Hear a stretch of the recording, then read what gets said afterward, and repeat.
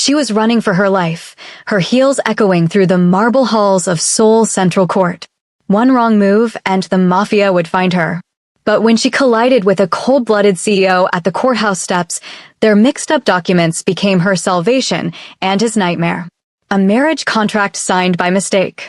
A year-long deal forged in desperation. What began as a business arrangement transformed into something neither of them saw coming. As she brought warmth into his frozen world, he became the shield against her violent past. But when her abuser discovered she was protected by the most powerful man in Seoul, the stakes escalated beyond their control. Love isn't always a choice. Sometimes it's a survival mechanism. Sometimes it's a war. This is the story of Tamara and Sang-hun, a woman who fought to be free, a man who learned to feel, and a contract that became everything. Subscribe now to witness the passion, the danger, and the destiny that awaits. The fluorescent lights of the Seoul Central Court flickered overhead, casting harsh shadows across the polished marble floors. Tamara's lungs burned as she pushed through the heavy glass doors, her designer heels, the same ones Manshik had bought her, the ones she'd never liked, clicking against the stone with each desperate stride. Her breath came in short, sharp gasps. Behind her, she could hear voices. Men's voices. They were searching the floors above, but they would reach the ground level soon. She had maybe 3 minutes. Her phone vibrated in her clutched purse. Another message from Manshik. Where are you, baby? Come home. We need to talk. The word baby made her skin crawl. It had once sounded like endearment. Now it sounded like a chain. Tamara ducked into the crowded corridor where morning court sessions were beginning. Lawyers in dark suits moved in practiced formations, their briefcases creating a buffer of normalcy around her. She forced herself to walk slower, to blend in, to become invisible. Her charcoal blouse was torn at the shoulder. She'd ripped it escaping Manshik's penthouse apartment when he'd grabbed her arm hard enough to leave finger-shaped bruises. Her makeup was smudged. Her hair, usually meticulously styled, fell in disarray around her face. She looked like someone who'd been through a war. Because she had been. Tamara had spent the last 3 years in a war with one man. It had started with flowers and expensive dinners, with promises whispered in Korean she didn't fully understand but wanted to believe. Manshik had been charming then, a businessman with connections, a man who could open doors. He'd seemed like an opportunity when she'd arrived in Seoul with a dream and a suitcase. She'd been designing clothes for small boutiques, barely scraping by, living in a studio apartment the size of a closet. When Manshik appeared at one of her fashion shows and asked her to dinner, she'd said yes without hesitation. She'd been naive enough to believe in second chances. The first warning sign came on their 4th date when he'd questioned who she'd been texting. The second came when he'd insisted on paying for everything, her apartment, her phone bill, her materials, until she was financially dependent on him. The third came the night he'd held her wrist too tight and asked where she'd been, why she hadn't answered his calls, if she was seeing someone else. By then, it was too late to leave quietly. He'd made sure of that. A hand grabbed her elbow, and Tamara's heart nearly stopped. She spun around, ready to fight, but it was only an elderly woman in a court clerk's uniform. "Excuse me, dear, are you all right? You look frightened," the woman said in Korean accented English. For a moment, Tamara considered telling her everything. This woman could call security. This woman could help. But what if Manshik had already reached them? What if his money had already corrupted the right people? That was the thing about abusers with resources. They didn't just control you. They controlled your access to help. "I'm fine, thank you," Tamara whispered, pulling her arm gently away. "Just nervous about my case." The woman smiled sympathetically and released her. Tamara kept walking. The atrium opened before her, the heart of the courthouse, where multiple hallways intersected in a chaotic symphony of human movement. This was her best chance. Too many people, too many directions to run, too difficult to track. She veered left toward the civil contracts section, passing through another set of doors where lawyers bundled in conversation didn't give her a second glance. Behind her, she heard the elevator ding. Footsteps. Deep voices speaking rapid Korean into phones. They were close now. So close she could almost smell the cologne one of them wore, the same expensive brand Manshik always used. Her skin prickled with terror. Tamara turned a corner and nearly collided with someone. She would have fallen if not for the steady hand that caught her arm. "Careful," a man's voice said, cool and composed. She looked up into a face that stopped her breath. Not from attraction, though the man was undeniably beautiful in an icy, calculated way. His features were sharp and aristocratic, his eyes a dark brown that seemed to catalog her in a single glance. He wore a tailored charcoal suit that probably cost more than her monthly rent. His hair was perfectly styled. His expression was unreadable. But it was his aura that truly stopped her, the way the world seemed to organize itself around him. Even in the chaos of the courthouse, people unconsciously moved out of his path. Authority radiated from him like heat. "I'm sorry," Tamara started, but the footsteps behind her were getting louder. "Sang-hun, the board wants final signatures before the merger announcement," a younger man said, appearing beside the CEO with a leather portfolio clutched to his chest. Sang-hun, because it was clear this was Sang-hun, whoever he was still looking at Tamara with that penetrating stare. There was something in his expression that suggested he saw her. Not the way men usually saw her, as a beautiful woman, an accessory, a possession, but actually saw her. The panic in her eyes, the bruises on her wrists, the desperate calculation behind her fear. "Excuse me," Tamara said, trying to move past him. But in her desperation, she stumbled. Her purse flew from her hands. Documents scattered across the marble floor like leaves. His documents, her documents, the intern's documents, all mixing together in a waterfall of white and cream-colored paper. Sang-hun knelt immediately, moving with economic precision. The intern scrambled to help. Within seconds, they were gathering the scattered pages, sorting through them with the practiced efficiency of people accustomed to managing chaos. "Here," the intern said, holding out a stack of papers to Tamara. She took them gratefully, shoving them into her purse. Behind her, the footsteps had paused. She could hear Manshik's men conferring, probably asking other people if they'd seen a woman matching her description. They were still searching the wrong corridor. But not for long. "Thank you," she said quickly to Sang-hun, backing away. "Wait," he said, his voice stopping her like a physical force. "I believe these are mine." He held up a stack of papers, official documents, she realized, with seals and signatures. She'd grabbed them by mistake. In her panic, she'd shoved his marriage contract, the one sitting in this courthouse to be notarized, into her purse. "I'm sorry," she said, reaching for them. But the footsteps were closer now. Louder. She could hear Manshik's name being shouted. He was here. In the building. Without thinking, without processing what she was doing, Tamara ran. She bolted past Sang-hun, past the intern, down the corridor that led deeper into the courthouse. Behind her, she heard Sang-hun call out, his tone now urgent. "Security. There's a disturbance." But she was already gone, racing down a service stairwell, her heels creating a cacophony of sound that would give away her location if anyone cared to listen. The papers from Sang-hun's marriage contract, the ones she'd accidentally grabbed, were still in her purse. She didn't realize it yet. She was too focused on one thing and one thing only, survival. The service exit opened onto a side street she'd never seen before. Souls sprawled around her, vast and indifferent. She could disappear here. She could become nothing. The thought was almost liberating. It took 6 hours for her to realize she wasn't just being paranoid. When she finally sat down in a noribang, a private karaoke room in Gangnam that tourists rarely frequented, and opened her purse, she found not just her own documents but his. The marriage contract. The notarized signatures.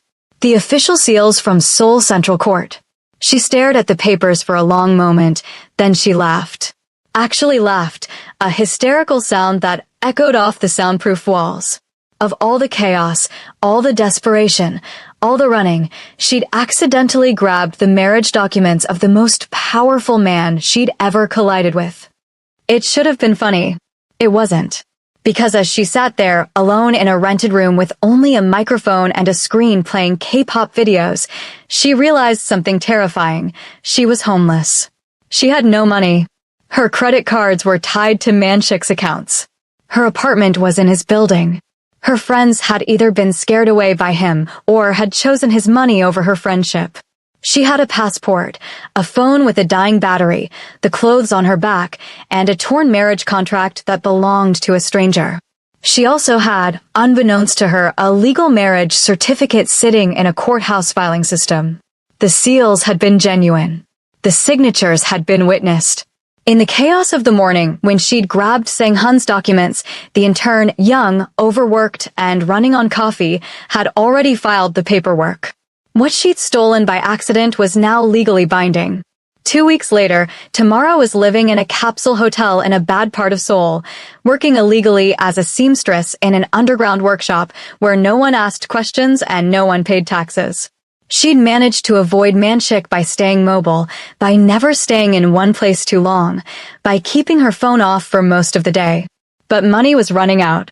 The few thousand won she'd had saved in a hidden account was being depleted rapidly. She had maybe 10 days before she'd be sleeping on the street. She'd tried to go to the police once. The officer had listened to her story with a sympathetic expression, had taken her statement, and had then very gently explained that without proof of Manshik's abuse, without witnesses, without photographs of injuries she couldn't provide because the bruises had faded, without recordings of his threats that she'd been too terrified to document, there wasn't much they could do. He was a businessman. She was a foreigner with questionable immigration status. Her visa was tied to employment she no longer had. Come back when he actually does something criminal, the officer had suggested, with genuine kindness. As if the psychological torture, the financial control, the threats, the isolation, didn't count. She'd left that police station feeling more hopeless than when she'd entered. On the 14th day of her new life as a ghost, her phone buzzed. It was a number she didn't recognize. She almost didn't answer, but desperation made her brave. Miss Tamara? A man's voice, formal and professional. This is Park Ji-ho, calling from the law offices of Kong and Associates. We represent Mr. Sang-hun regarding a matter of significant importance. Tamara's stomach dropped. Had Sang-hun reported the documents? Was she in legal trouble? I'm sorry about the mix-up at the courthouse, she said quickly. I can pay for any damages or... Miss Tamara, I need to inform you that you and Mr. Sang-hun are currently married. The words didn't make sense. She waited for the lawyer to explain, but he continued with the tone of someone who had delivered this information before and found it tedious. Due to an administrative error at Seoul Central Court, your signatures and Mr. Sang-hun's signatures were combined on a single marriage certificate instead of separate contracts. The marriage was officially registered yesterday. It is currently legal and binding. That can't be. Tamara couldn't find words. I didn't sign anything. I don't even know him. Nevertheless, the certificate is valid. Mr. Sang-hun is prepared to offer you several options. You can meet with him to discuss resolution, or we can proceed with an annulment, which will take approximately 4 to 6 months and will require your cooperation and signature. Can't we just... Why do I need to meet him? There was a pause. Mr. Sang-hun specifically requested that you come to his office. He has information he believes will be of personal importance to you. He has also asked that you bring identification. The lawyer gave her an address in Gangnam, one of the most exclusive business districts in Seoul. She knew where it was. She'd walked past that building before, back when she'd been dating Manshik, and he'd taken her shopping on the streets below. The building looked like it had been designed by someone who'd never experienced human emotion. She almost threw her phone away. Almost decided to just disappear, to catch the first flight back to Nigeria and try to rebuild her life. But desperation, that stubborn unwillingness to give up, made her show up 3 days later in the same charcoal blouse she'd been wearing the day she fled, now cleaned, but still bearing the ghost of that torn shoulder seam. The elevator to the top floor of Sang-hun's building moved in silence. The polished steel walls reflected her image back at her, and she barely recognized the woman staring back. She'd lost weight. Her eyes had taken on a haunted quality. She looked like someone who'd been hunted. The elevator doors opened onto a floor that seemed designed to intimidate. Floor-to-ceiling windows looked out over Seoul. The furniture was all sharp angles and expensive minimalism. Behind a sleek desk sat a receptionist who looked at Tamara's worn clothing with barely concealed disdain. I have an appointment with Mr. Sang-hun, Tamara said, trying to sound more confident than she felt. He's expecting you, the receptionist said, which made it worse somehow. Like she was anticipated. Like her arrival had been filed away in someone's calendar with the same care you'd give to a dentist appointment. The office was larger than her old apartment. Floor-to-ceiling windows revealed the sprawling city below, thousands of lives happening simultaneously, and here she was, standing in the office of a man who'd become her accidental husband through a clerical error. Sang-hun stood with his back to her, hands clasped behind his back, looking out at the city like he owned it. Maybe he did. "Miss Tamara," he said without turning around. "Thank you for coming." "Your lawyer said you had information," she said. "Something personal." "Yes." He finally turned to face her, and she was struck again by the otherness of him, the way he seemed to exist on a different plane than ordinary people. "I had my team investigate the situation. The courthouse error was indeed an error, but it was compounded by your hasty departure." "I was in trouble," she said quietly. He studied her for a moment, his dark eyes taking in her appearance, the way she held herself, the fear still hovering around the edges of her composure. Whatever he saw seemed to shift something in his expression, not warmth exactly, but a recalibration. "You were running from someone," he said. "It wasn't a question." "I don't think that's relevant." "It is." He moved toward her, and she fought the instinct to back away. "My background check revealed that you have an outstanding restraining order petition filed by a Manshik Kim. A man with known connections to organized crime.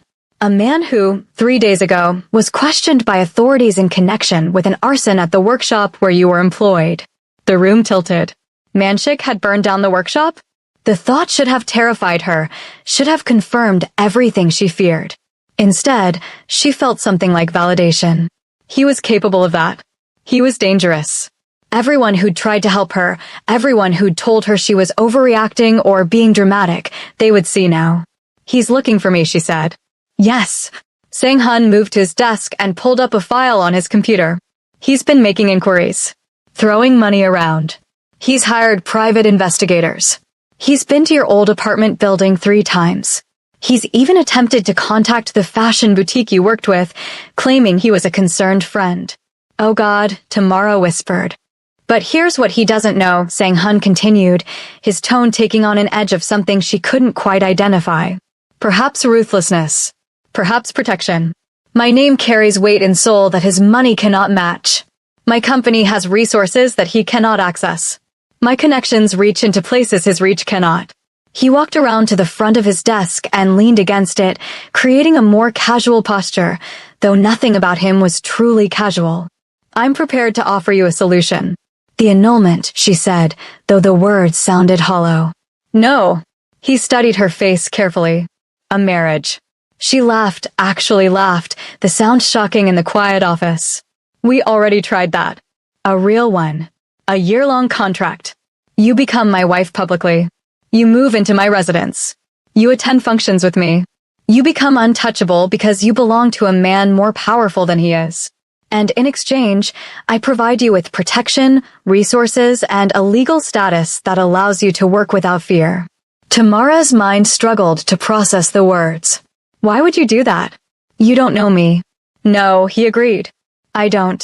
But I recognize someone in crisis. And I have a very practical reason for agreeing. My board has been pressuring me to marry. The merger I was handling the day you literally collided with me has been complicated by the impression that I'm unstable. Too focused on work. Unmarried CEOs are viewed with suspicion. Romantically unavailable makes them seem cold and ruthless. Aren't you?" she asked. "Precisely." A ghost of something humor, perhaps, crossed his features. "But the world prefers the illusion of humanity. You can provide that illusion. We sign a contract. 1 year. At the end, we divorce amicably. You'll have resources, legal status, and most importantly, freedom from the man hunting you because he'll have found it impossible to reach you. And if I say no? Then you leave here, go back to hiding in capsule hotels and illegally operated workshops, eventually run out of money, and when Manshik finds you, and he will find you, Ms. Tamara, these things are inevitable. You'll be alone and without resources. Or," he paused, "you could try the police again, which we both know will be ineffective. Or you could return to Nigeria. I'm sure your family would take you in." She thought of her mother's disappointed face. Her father's lectures about moving to Seoul being a mistake. The shame of returning defeated. The impossibility of rebuilding anything in a place where everyone knew her as the girl who'd run away chasing dreams. "What's the contract?" she asked. "Written terms. Reasonable ones. We remain married for 1 year. You'll have access to my accounts for personal needs, not excessive amounts, but enough to live comfortably. You'll attend public events with me. You'll dress appropriately. I'll provide clothing allowance. We maintain separate residences within my penthouse, private spaces. No tabloid-worthy romance. You're my wife, not my partner." The way he said it was clinical, but there was something underneath the words. A man who knew how to compartmentalize. A man who could separate the personal from the practical. "If I agree," Tamara said slowly, "I want to continue designing. I want to build my fashion line. It was something I was creating before. Before you were controlled by a man with questionable moral boundaries?" He didn't say it unkindly. "Yes. I'll provide startup capital. Consider it a business arrangement within a business arrangement. You need protection and a chance to rebuild. I need appearances satisfied. It's practical for both of us." She should have walked out. Should have run from this elegant, cold man who was offering her a life that sounded like something from a dark fairy tale. She should have been smarter than to accept a deal with a stranger just because the alternative was worse. But she'd been running on fear and desperation for so long that the idea of just stopping, of having somewhere safe to sleep, of having breathing room, it was too tempting to refuse. "If I get hurt," she said, "if he finds me despite your protection." "He won't." Sang-hun's voice took on an edge of absolute certainty. "Because if he does, I have resources far less legitimate than the police. I have people who solve problems without asking questions. And I don't appreciate people threatening what is mine." The possessive language should have bothered her. Instead, it was almost comforting. To be someone's property in this moment, with this man, seemed safer than being no one's anything. 1 year, she said. 1 year, he confirmed. "I want copies of everything. The contract, the terms." "Of course." He lifted his phone and spoke into it. "Prepare the marriage contract renewal documents and the residential arrangement agreement. Have both ready for signature within the hour." He ended the call and looked back at Tamara. "You can read them here. Have a lawyer review them if you'd like. My office has a number you can call. But I suspect you'll find them fair. I don't make agreements I'm not willing to stand by, and I expect my partners to hold themselves to the same standard." The word partners shifted something in her understanding of the situation. This wasn't a man taking advantage of a desperate woman. This was a transaction between two people who needed something from each other. The dignity of that framing was unexpected. "When do I move in?" she asked. "Tonight, if you'd like. I'll have my assistant arrange everything. Your previous life ends. Your new one begins. You'll need to understand that once you're in my world, you stay in my world. The paparazzi will follow. The reporters will question. Your past will be dug up and examined. But they'll do it from outside the glass. They won't touch you." She nodded, understanding what he was really saying. Once she entered into this arrangement, there was no going back easily. No changing her mind halfway through, because she missed her old life. She was choosing a prison, albeit a comfortable one, over the chaos of freedom. But sometimes, prisons kept predators out as well as in. The penthouse was exactly what she'd expected, cold, expensive, designed by someone who'd never lived in it so much as existed within it. Everything was in shades of black, white, and gray. The furniture looked like it had been selected for aesthetic value rather than comfort. The art on the walls was abstract enough to be meaningless. It was a space that had never been loved, only maintained. Her rooms were on the opposite end of the penthouse from Sang-hun's. She had a bedroom, a bathroom, and a small studio space that had been hastily converted for her use. The window overlooked the city lights, a view that made her feel simultaneously elevated and imprisoned. She unpacked the few belongings she owned into closets that could have held her entire old apartment. A woman named Min-jae, who managed Sang-hun's household, arrived with new clothing, professional but elegant pieces, nothing too revealing, nothing that would distract from the narrative of devoted wife. She also brought cosmetics, toiletries, and basic necessities. "Mr. Sang-hun is dining at 8 p.m., Min-jae informed her in Korean accented English. "The dress is business casual. You'll dine together in the main room tonight, so we can photograph you for the announcement. There's going to be a press announcement? Tamara asked. Of course. The marriage must be public and immediate to be effective against. Min-jae hesitated, clearly aware that she shouldn't speak too directly about the situation. Against the man looking for me, Tamara finished. Yes. Mr. Sang-hun has already released a statement to the media about his surprise marriage. The story is that you met 6 months ago and fell in love quietly. The wedding was private.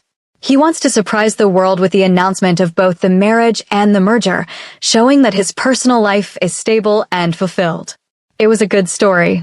The kind that would circulate through the business press and then fade into the background of celebrity gossip.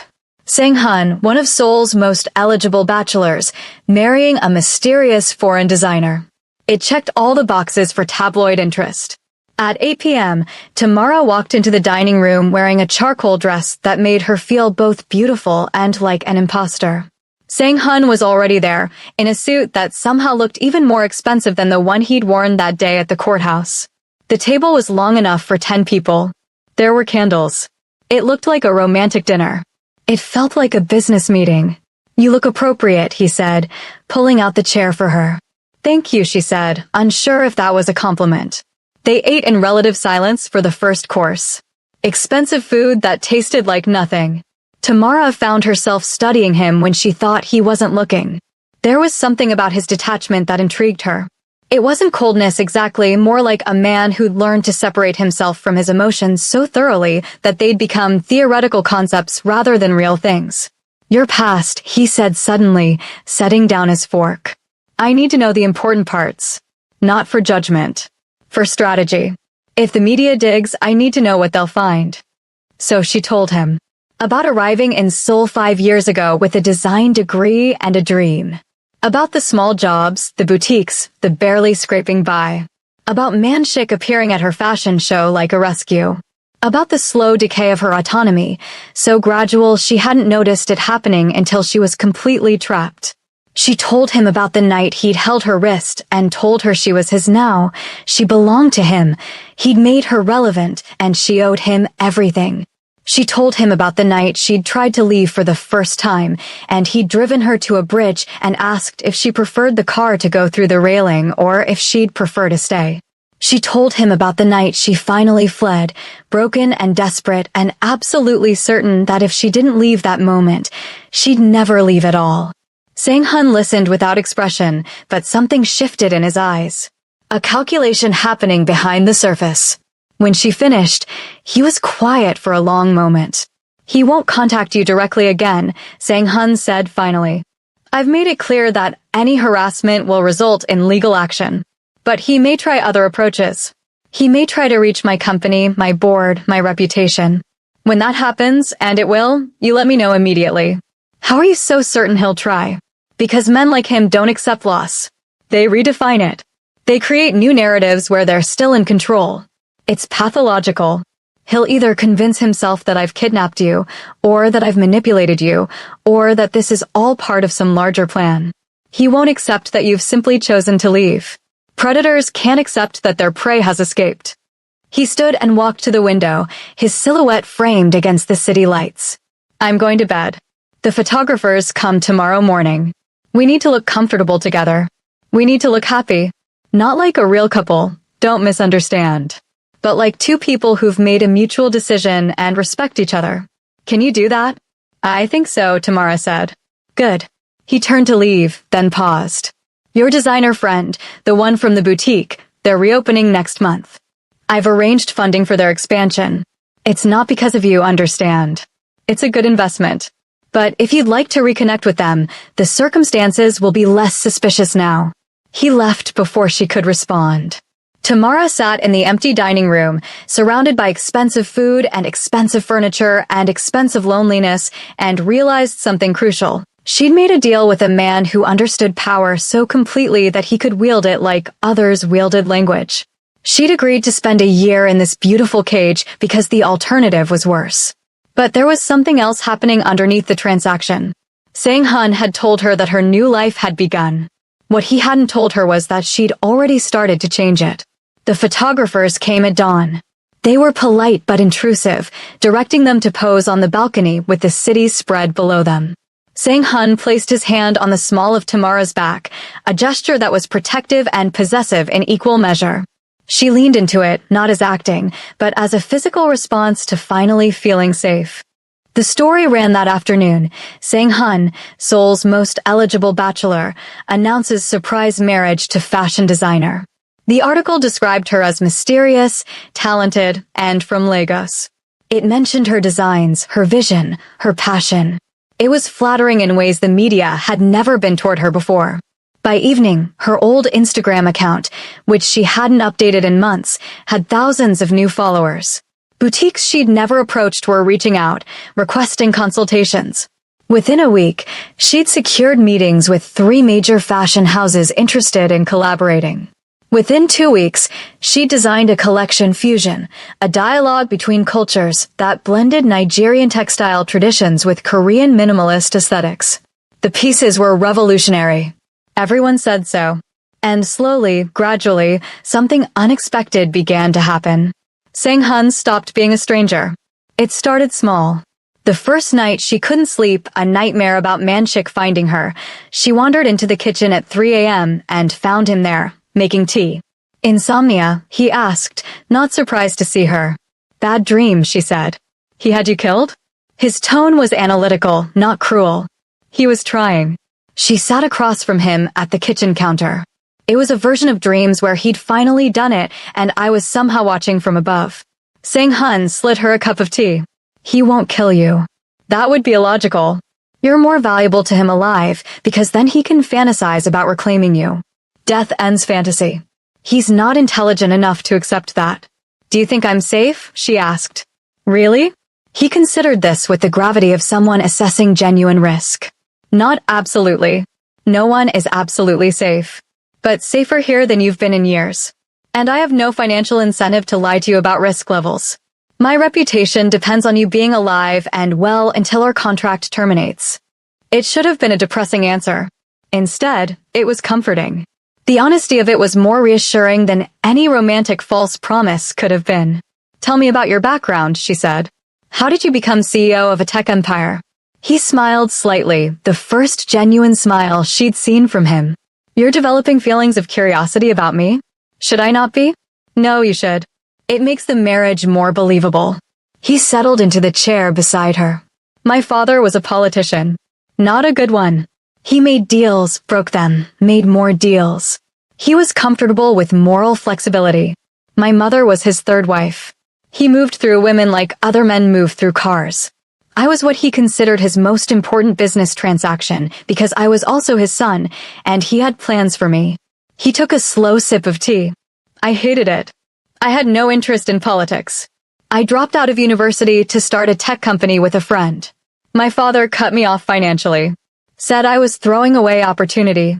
I proved him wrong by making more money than he ever did. Then I ignored him for 15 years. He died 3 years ago. I didn't go to his funeral. That's cruel, Tamara said. It was logical.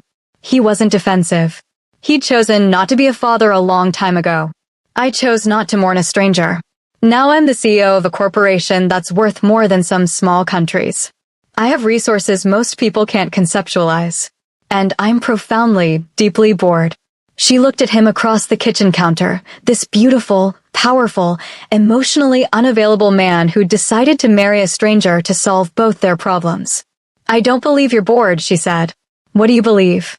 I believe you're looking for something to believe in. And you've been looking so long that you've convinced yourself it doesn't exist. He was quiet for a long moment. Then he stood. Good night, Tamara. Try to sleep. Your body needs it even if your mind doesn't. He left her alone with her tea and her insight, and she realized that they'd had the first real conversation of their marriage. 3 months into the contract, everything changed, though Tamara didn't realize it was happening until it was too late to stop. It happened gradually, through accumulated moments that built into something neither of them had anticipated. It happened when she made jjigae for him, a Nigerian-Korean fusion stew, and he tried it and actually closed his eyes at the flavor. It happened when she found him awake at 3 a.m. again and sat with him in silence until 5 a.m., when he finally admitted that insomnia was a chronic condition that medications couldn't cure, that he sometimes felt like he was drowning in stillness. It happened when she designed a dress, and he commissioned a photographer to do a proper shoot, and the photos ended up being so beautiful that they went viral. It happened when a reporter asked him if he was proud of his wife, and instead of giving a prepared answer, he said, "Every day. She's the most courageous person I know." It happened during a business dinner when one of his board members made an inappropriate comment about her, and Sang-hun didn't just defend her.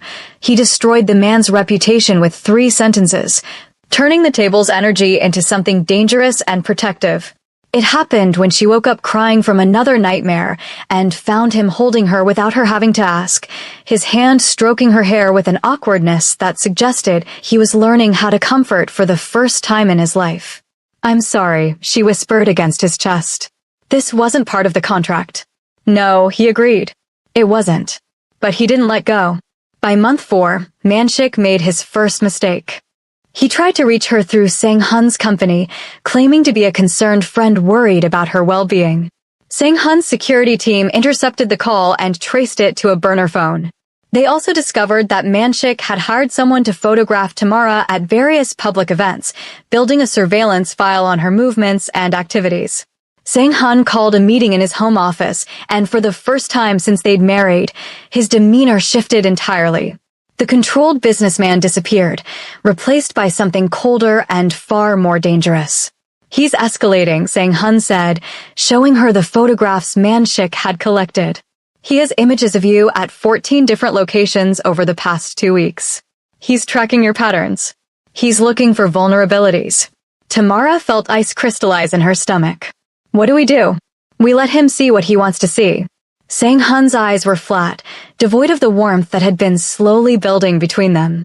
"We make him believe he has an opening. And when he takes it, we close the trap." "That's dangerous," she said. "Yes. It's also the only way to end this. You can't hide forever, Tamara. Eventually, he'll find you, or he'll convince himself that you're better off dead than with someone else. We eliminate the threat now, or we spend the next decade looking over our shoulders." She'd never heard him speak about eliminating threats before, and the casual way he said it, like he was discussing scheduling a meeting, revealed something she'd been trying not to acknowledge. Sang-hun wasn't just a businessman. He was something else entirely. Something harder, something that had learned to move through violence the way other people moved through water. "What do I have to do?" she asked. "Nothing dangerous. You continue your life as normal. You go to the fashion event at the Latte World Tower next week alone. You'll be followed, but not by my people. My people will be positioned ahead of him. When he makes his move, we'll be ready. He's going to try to take me," Tamara realized. "Yes, and you're going to let him. Only far enough to be legally actionable. My lawyers are already prepared to file both restraining order violations and attempted kidnapping charges. But more importantly, I have resources that exist outside the legal system. He'll find it very difficult to try again after this." Tamara should have been terrified. Instead, she felt something like relief. Finally, an end. Finally, a way forward. The night before the event, she found Sang-hun on the balcony, looking out at the city with an expression she'd learned to recognize as him processing something difficult. "I can't promise you that this will be painless," he said without preamble. "And I need you to understand something. There's a version of me that you haven't met yet. A version that's capable of things that would horrify you. That version is going to protect you tomorrow. The question is whether you can look at me afterward and not see a monster." She moved to stand beside him, and after a moment, he took her hand. It was the first time he'd initiated physical contact that wasn't for the cameras. "I already know what you're capable of," she said. "I've known since you told me about your father. I've known since you mentioned your less legitimate resources. The difference between us isn't that I'm good and you're bad. The difference is that you learned to survive by becoming hard, and I learned to survive by becoming invisible. Neither of us is entirely innocent." He looked at her with something in his eyes that resembled vulnerability. "When this is over, if you want to leave, I won't stop you. The contract becomes void. I'll release you from everything. And if I don't want to leave, then we renegotiate. We become something real instead of something contractual. She squeezed his hand, but didn't promise anything. Some futures couldn't be promised. Some futures just had to be lived into. The Latte World Tower event was a charity gala, the kind of high society affair where Seoul's elite mingled among carefully curated art installations and unlimited champagne. Tamara wore a white dress that she designed herself, a piece so striking that photographers followed her from the moment she arrived. She was radiant and terrified in equal measure, aware that somewhere in the city, Sang-hun was watching through security feeds, waiting. She danced. She smiled. She accepted compliments on her designs. And all the while, she felt the weight of being a piece in someone else's game. But unlike before, when being a piece in Manshik's game had felt like suffocation, this felt like strategy. She was complicit. She'd chosen this. The incident happened at 11:47 p.m., when she stepped away from the main ballroom to use the restroom. The service corridor was quiet, poorly lit, exactly the kind of place someone might attempt something desperate. Manshik emerged from behind a service door, looking simultaneously exactly as she remembered him and completely transformed. His face was gaunt. His eyes had a manic quality. Addiction, perhaps, or madness, or some combination of the two. "Baby," he said, spreading his arms as if they were old friends. "I've missed you so much." Everything she'd felt, the fear, the rage, the violation, crystallized into a single, perfect moment of clarity. She'd spent so long being afraid of him. She'd organized her entire existence around his potential. And looking at him now, she realized something fundamental. He was pathetic. He was small. He was only powerful if she believed he was powerful. "Don't come closer," she said quietly. "We're leaving together. I have a car downstairs. We're going to disappear, go somewhere he can't find us, and we're going to be happy again like we were before." "We were never happy," she said. "You were just very good at pretending you'd broken my spirit so completely that I couldn't remember what happiness felt like. You're confused. That man has poisoned your mind. Once we get away from him, once I have you alone." He reached for her, and everything happened at once. Security guards emerged from hidden positions. Manshik tried to run, but they were faster, more trained, more prepared. He was subdued with professional efficiency. There was no drama, no violence, just the careful precision of people who'd been trained to handle exactly this situation. Sang-hun appeared as Manshik was being restrained, looking at the scene with the cool assessment of someone watching a problem being solved. When his eyes met Tamara's, there was a question in them. "Are you all right?" She nodded. And she was. Not because the threat had been eliminated, but because she'd faced it and hadn't shattered. Because she'd recognized his weakness, and in recognizing it, had reclaimed her power. Manshik was taken away. The police arrived with lawyers who explained that he would be charged with attempted kidnapping, stalking, harassment, and violation of a restraining order. He would spend time in jail. He would not be easily released. And most importantly, he would never again have any legal right to approach her or know her location. The rest of the gala continued around them as if nothing had happened. That was the thing about Seoul's elite. They were experts at pretending inconvenient realities didn't exist. In the car on the way home, Sang-hun didn't speak. He simply held Tamara's hand and let her process everything that had happened. When they arrived at the penthouse, he led her to the bedroom and lay beside her as she cried, not from fear or trauma, but from the release of 3 years of tension finally breaking. "It's over," he whispered. "He can't hurt you anymore." "What did you do?" she asked. "To your security team, I mean." They responded so perfectly, so quickly. "I trained them," he said simply. "Or rather, I hired people trained by organizations that most governments don't publicly acknowledge. When you have enough money, you can access resources that exist in the spaces between law and chaos." "Are you a good person?" she asked, the question that had been building for months finally emerging. "No," he said. "But I'm very good at protecting people I care about. Whether that makes me good or not depends on your definition." She didn't have a response to that. Instead, she fell asleep in his arms, and for the first time since fleeing Manshik's apartment, she slept without nightmares. The next morning, the story broke. Manshik's attempted kidnapping became a news item, then a scandal, then a morality play about the dangers of obsessive love and the powerlessness of the legal system.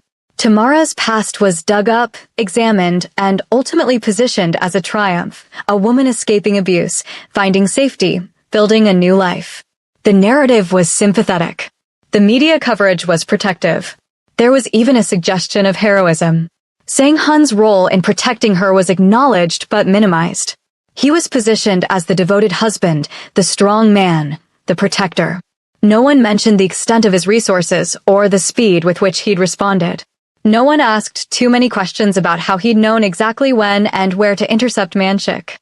A week later, Tamara was in her studio working on new designs when Sang-hun entered with an expression she'd learned meant he had something difficult to discuss. "Your immigration status has been permanently resolved," he said without preamble. "You're now eligible for permanent residency based on marriage to a Korean citizen. You can work without restrictions. You can build whatever you want here. Why are you telling me this? Because our contract was supposed to be 1 year. You've served 4.5 months. You were expecting 9 more months of obligation. That's no longer necessary. You're safe. You're established. You can leave if you want to." She set down her design tablet and looked at him directly. "Do you want me to leave?" "No." He said it simply, without qualification. "But I'm trying to be the kind of person who gives you the choice. I don't want to leave." She stood and moved closer to him. "But I also don't want to stay out of necessity anymore. I want to stay because I choose to." "What's changed?" "Everything," she said. "You've changed. Or maybe you haven't changed. Maybe you've just let me see who you actually are instead of who you pretend to be. And who you actually are is someone I want to know. Not because he's my protector or my contract or my escape route, but because he's interesting. Because he's learning to feel things he's spent his entire life not feeling. Because he held me while I cried and didn't make it weird."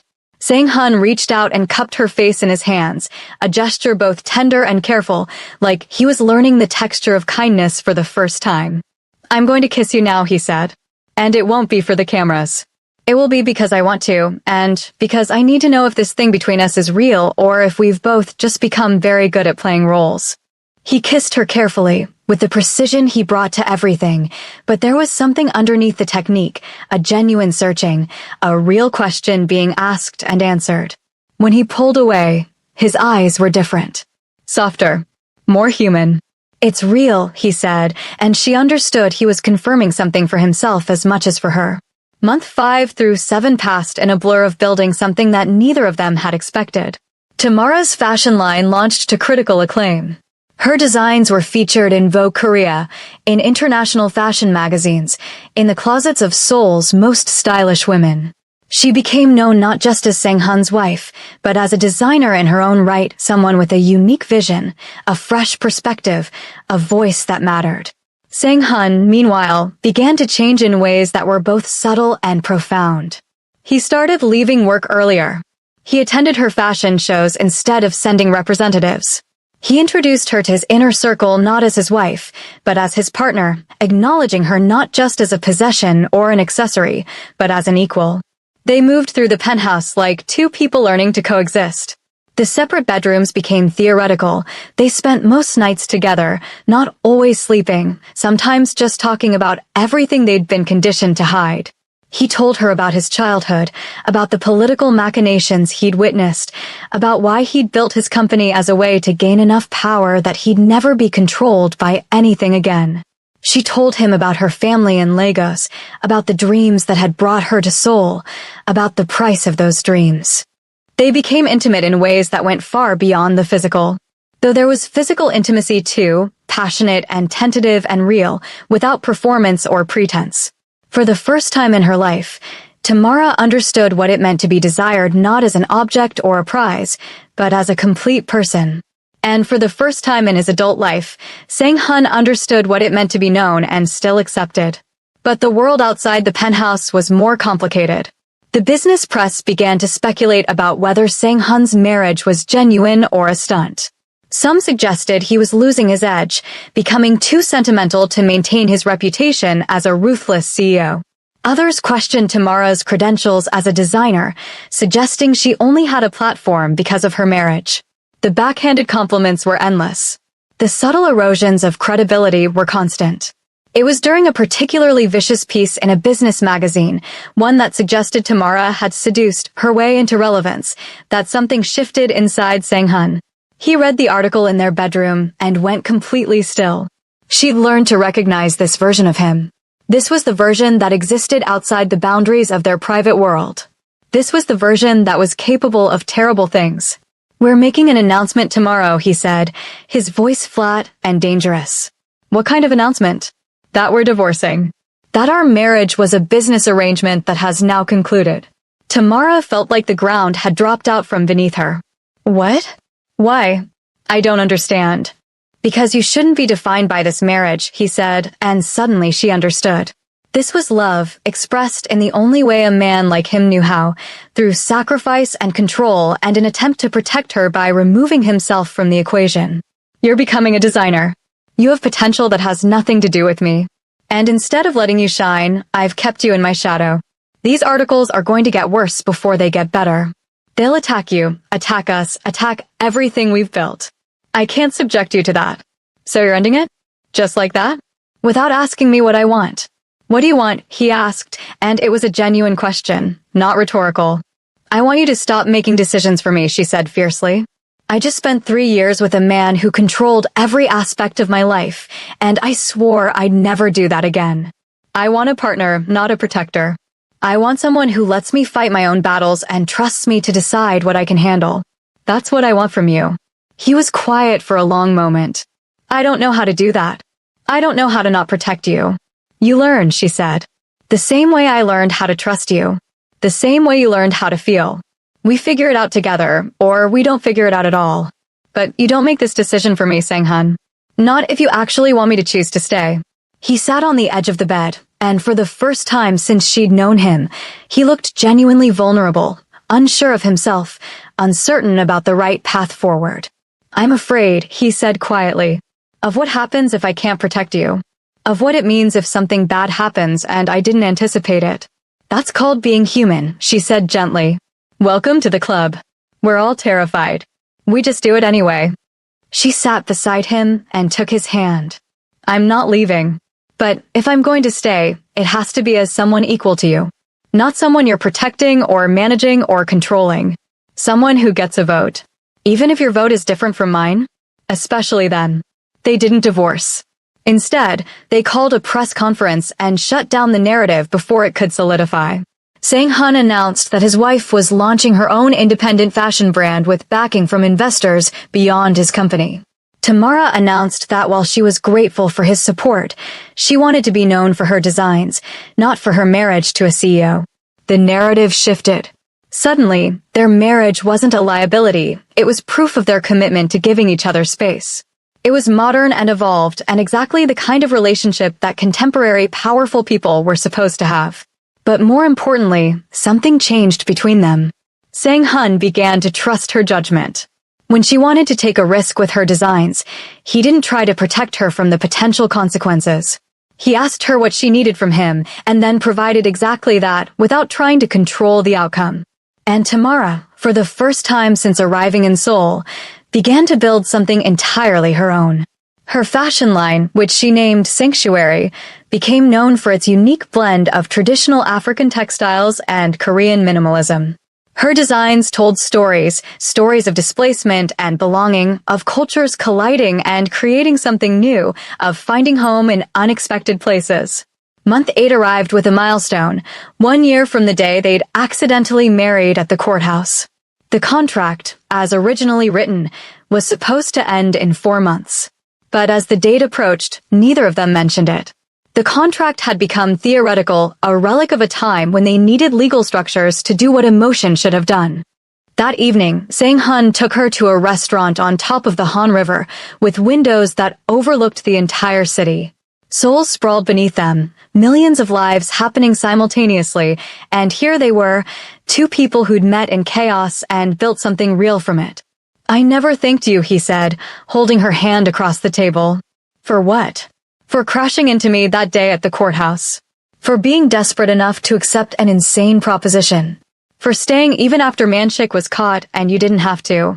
For teaching me that power is meaningless if you have no one to share it with." She smiled. I never thanked you either. For offering me safety when I had nowhere else to go. For protecting me without imprisoning me. For learning how to love when you'd convinced yourself it was impossible. I have something to ask you, he said, and he reached into his pocket. The ring was beautiful, not ostentatious, not trying to prove anything. Just a perfect, elegant circle of diamonds that caught the light like captured moments. I'm asking you to marry me again, he said. Not because of a contract or a legal obligation or a board demand. Because I want to. Because I want to build a life with you where we're both choosing each other every single day. Because I can't imagine a future where you're not in it. Tamara cried, not from sadness or fear, but from the overwhelming relief of being chosen. Not rescued, not protected, not controlled. Chosen. Yes, she said. Yes, I will marry you. The wedding took place 6 months later at a venue that blended Korean and Nigerian traditions. There were traditional Korean ceremonies conducted with the same precision that characterized everything Sang-hun did, and there were Nigerian celebrations that brought color and music and chaos into the elegant venue. Tamara wore a gown that combined both aesthetics, white and gold, minimalist and rich, perfectly balanced between two worlds. Sang-hun watched her walk toward him with an expression of such complete presence that everyone in the room felt it. This was not the cold CEO anymore. This was a man who had learned to feel and had discovered that feeling was not weakness. It was power expressed in a different direction. When they exchanged vows, there were no theatrical promises. Instead, they spoke truth. I promise to see you, Tamara said. Not as the man I need to rescue me or the man I need to become, but as exactly who you are, strong and vulnerable, powerful and learning, perfect in your imperfection. I promise to let you choose, Sang-hun said. Every day, to let you choose me instead of trying to force you to need me. To trust your strength even when every instinct I have is to protect you from risk. To build a life with you, not a cage. The reception was joyful in ways that corporate events never are.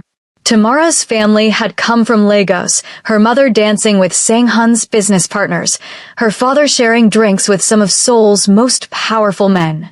For the first time in years, Tamara felt like she was exactly where she belonged. Late in the evening, Sang-hun pulled her aside to a quiet balcony overlooking the city. There's something I need to tell you, he said, and for a moment, panic fluttered in her chest. But then he smiled, that rare, genuine smile that had become more frequent over the past months. I've been thinking about stepping back from the CEO position, bringing in someone to eventually take over. I want time for other things. Like what? She asked, surprised. Like watching you build your empire. Like traveling to places I've never been. Like having the freedom to be something other than a problem solver and power broker. Like being a husband who gets to spend time with his wife without it being scheduled around business obligations. It was such a profound shift from the man he'd been that she almost didn't recognize it. But then she did. This was what real change looked like. Not a dramatic transformation, but a gradual reorientation of priorities. A man learning that there were more important things than control. I'd like that, she said. Though I expect you'll be bored within a month. Probably, he agreed. But I'd rather be bored with you than lonely at the top of an empire. 1 year into their real marriage, Tamara's fashion line had expanded across Asia. She opened flagship stores in Seoul, Tokyo, and Shanghai. She was invited to fashion weeks across the globe. She was recognized on the street as a designer, not as a CEO's wife. She'd built something entirely her own, something that mattered. Sang-hun had stepped back from day-to-day operations at his company, promoting a brilliant woman named Lee Ji-won to CEO. He spent his time on board positions, angel investments, and more importantly, being present in a way he'd never been before. He attended every fashion show. He traveled with Tamara to design conferences. He learned to exist in her world instead of expecting her to exist in his. But more than that, he'd learned to be vulnerable. There were still nights when insomnia plagued him, and Tamara would find him on the balcony looking out at the city. She'd sit beside him, and they'd talk about fear and legacy and the weight of expectation.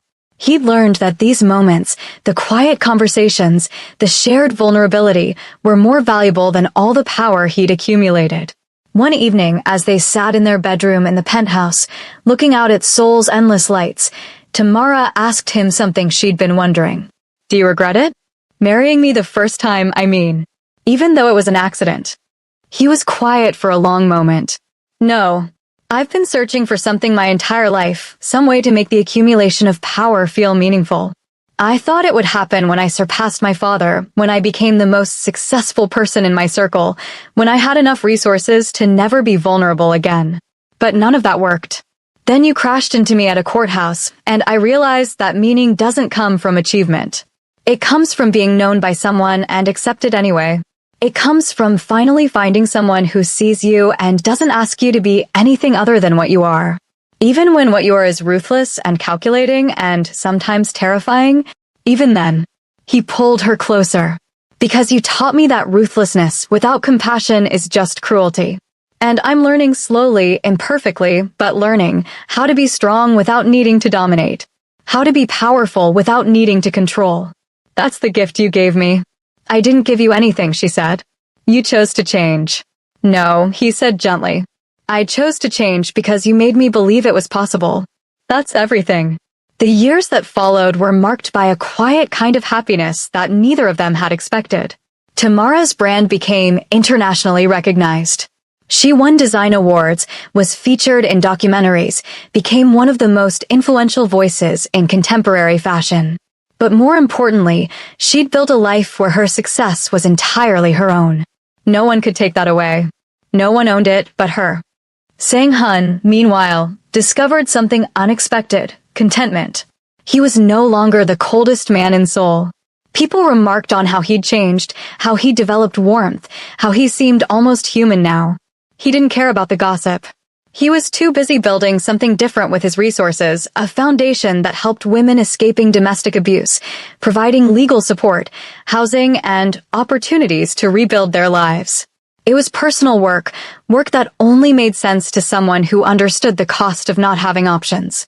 When journalists asked him about the foundation, he would give credit to his wife, not as a hollow gesture, but because it was true. Tamara had shown him what it meant to fight to survive and choose grace in the aftermath. Everything he did was informed by knowing her, by understanding her strength. 5 years after they'd met at the courthouse, they found out that Tamara was pregnant. It wasn't planned exactly, but it was welcomed. She continued working through most of the pregnancy, adjusting her designs, creating while she could.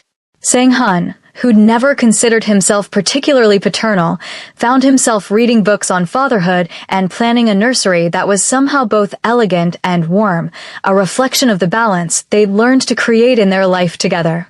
Their daughter, born on a spring morning with Seoul's cherry blossoms falling outside the hospital window, was named Nia, a nod to Tamara's Nigerian heritage and her father's minimalist aesthetic. She had her mother's eyes and her father's serious expression, and from the moment Sang-hun held her, something shifted in him. The last remaining cold places in his heart seemed to warm. Tamara watched him hold their daughter and felt something like completion. This man who'd learned to feel, holding the proof of their love, and understanding that the contract that had brought them together had transformed into something far more real and precious than either of them could have imagined. "Do you remember what you said to me?" she whispered as he rocked Nia gently. "When you offered me the contract, you said no emotional involvement." He smiled, that rare, genuine smile that still made her heart catch. "I remember. I was lying. I'd already become emotionally involved from the moment you looked at me with desperate hope at the courthouse. I was just too afraid to admit it." "What changed?" "You did," he said simply. "You kept showing up. You kept choosing me even when you didn't have to. You kept being brave when I was afraid. You taught me that the thing I'd feared most, being known, being vulnerable, being dependent on another person for happiness, was actually the thing I needed most."